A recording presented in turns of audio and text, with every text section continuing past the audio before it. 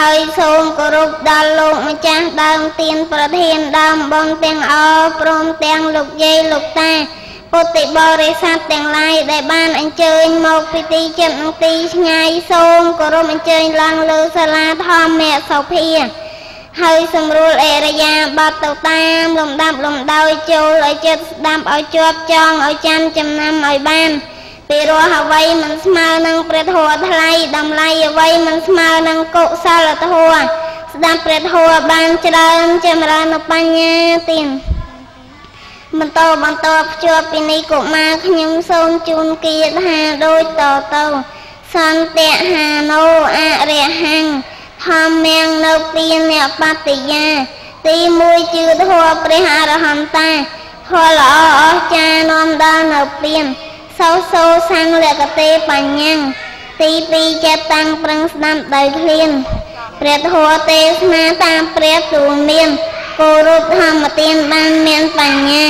អបមតោវិចខោណោទីនេះជាសោបកវាមោហា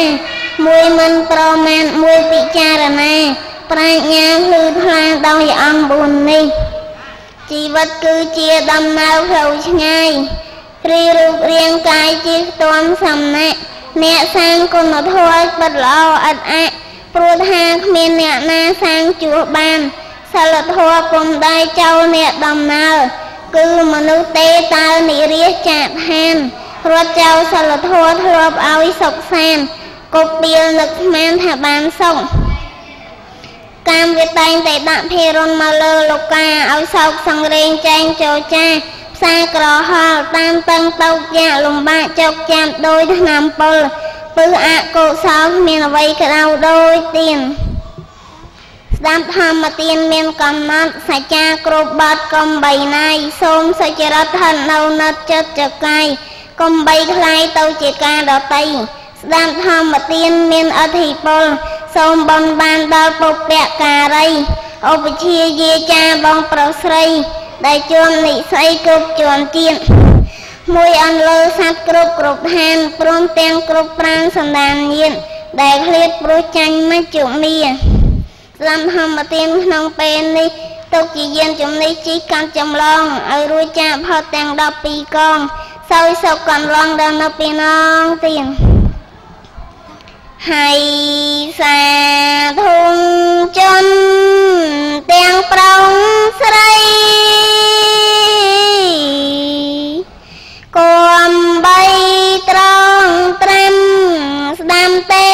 សនាបើបានស្ដាំហើ